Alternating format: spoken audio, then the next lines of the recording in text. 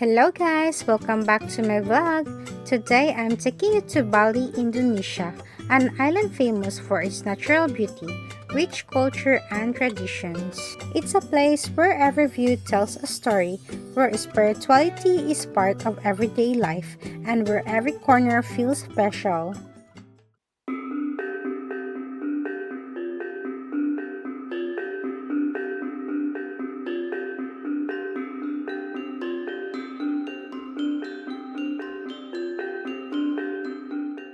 We started our day at Lima Bay Resort, a quiet and peaceful spot away from the busy parts of Bali.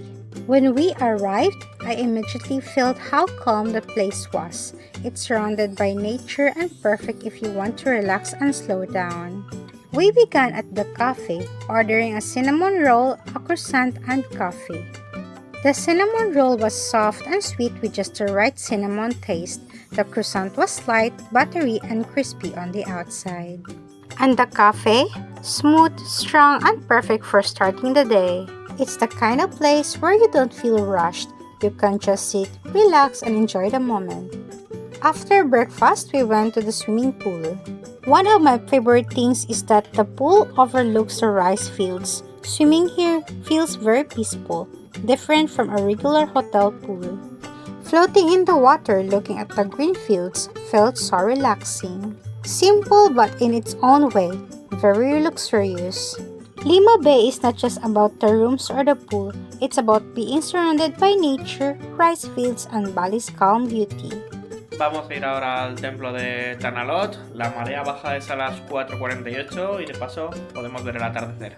In the afternoon, we visited Tanah Lot, one of Bali's most famous sea temples. Tanah Lot was built in the 16th century. It's very important in Balinese Hindu culture.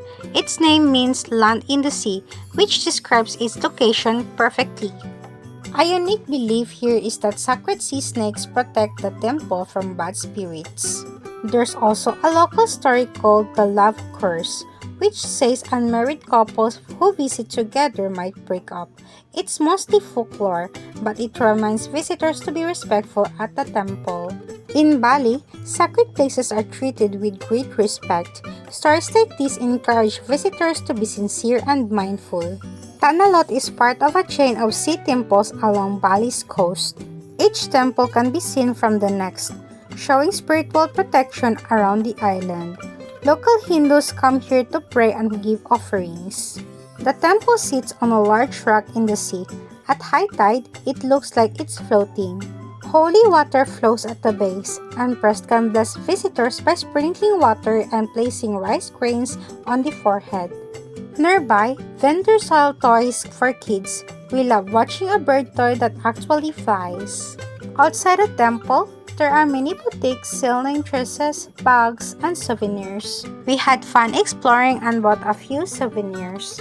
Above the temple, a hill has a restaurant with amazing views of the ocean and temple. We rode up and enjoyed the peaceful atmosphere. From here, the waves crashing against the rocks looked incredible. We ordered snacks and drinks, found a cozy spot, and admired the beautiful view. The breeze was cool, the atmosphere was peaceful. It was the perfect moment to simply enjoy Bali.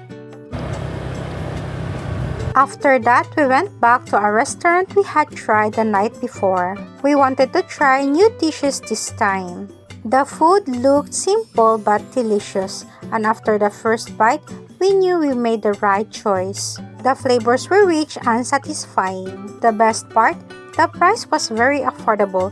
It felt like fine dining but for a budget-friendly price. The next morning, we saw a vendor with a long line of customers, so we decided to check it out. They were making fresh crepes right in front of us. Watching the butter being poured and spread thinly on the hot pan was so satisfying. I also love how neatly they folded the crepe into a triangle. You could tell they were experienced, quick, and precise. Finally, it was time to taste it. First bite, wow, crispy on the outside, soft on the inside, with a sweet but balanced filling. It was the perfect daytime snack. Sometimes simple food really is the best. That's why I love trying street food when traveling. You just follow the crowd and sometimes you discover something amazing. This little craft stop became one of our favorite morning finds. The next stop on our journey was Mas Plantation Coffee. This is where they produce Luwak coffee, one of the world's most expensive coffees. Hello. I will explain about what you will have right here. Yeah. Did you have a time or you want straight to the table? No, we have time. You have time. That Yes. will be great. Yeah. Because we're gonna give you like small information about the ingredient mostly. Yeah. Because we will give you like a 10 pre-sample to Okay. try. Plus, if you try special coffee, you know the Luwak coffee. Luwak coffee. Yes. So this will be charged 60,000 rupiah. Okay. Only. Okay, this is the mosquitoes. Come on, yeah. Okay. Okay. Coffee tree. Actually, all the coffee types should be coming from Africa. Robusta will be more harsher, mouthfeel, and strong caffeine. Bitter. The staff explained the entire process. Coffee cherries are eaten by civets, and during digestion, the beans undergo natural fermentation. Fermented, the enzyme will drop the caffeine.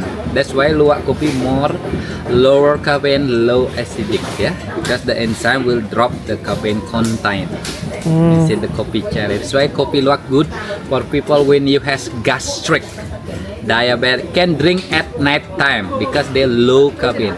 It's like a decaffeine. Yeah? Then we roasting, yeah. This is from the tree. So this is how Indonesian people started out to make coffee. Yeah? We roasting with a wood fire. Afterward, the beans are cleaned, dried, roasted, and brewed traditionally. It was fascinating to learn the story behind each cup, and honestly, the aroma alone, 10 out of 10. When we tasted it, it was surprisingly smooth, less acidic, and incredibly rich. It didn't have a strong bitterness. Instead, it tastes balanced and refined. The best part? They offered free tasting of various teas and coffees. It's sour. It's sour. It's a turmeric tea.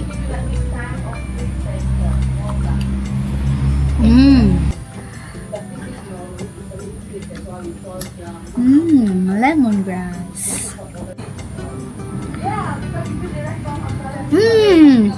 I like the mangosteen. Coconut coffee.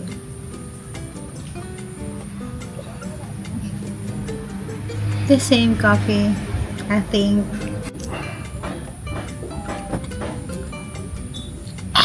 It's spicy. This is ginger coffee. Ginger tea. Ginger tea dai. It wasn't just about drinking coffee, it was about understanding culture, craftsmanship, and tradition. Next, we went to Tegenungan Waterfall, one of Bali's most famous waterfalls.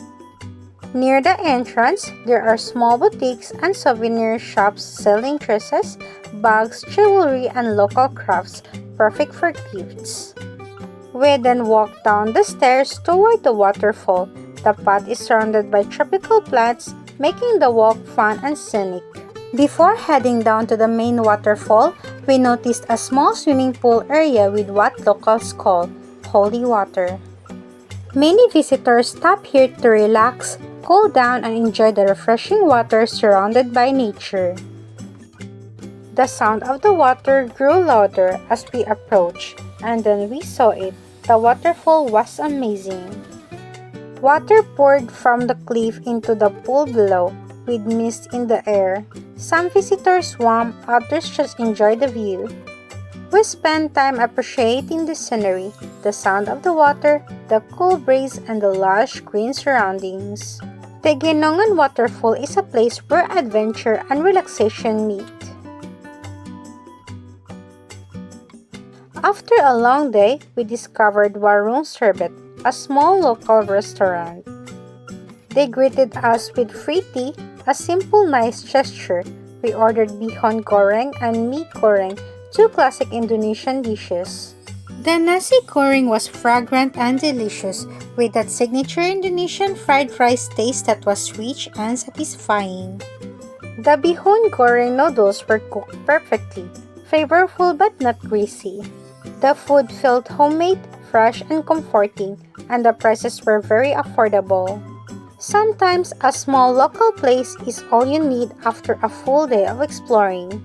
Bali isn't just beaches and sunsets.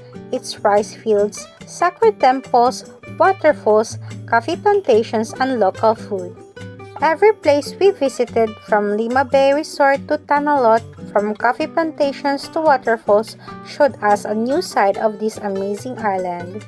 That's what makes Bali unforgettable. If you enjoyed this adventure, don't forget to like, comment, and subscribe for more travel content. Your support really means a lot to me and helps me create more videos like this. Until next time, stay curious, stay adventurous, and keep exploring. See you in the next vlog!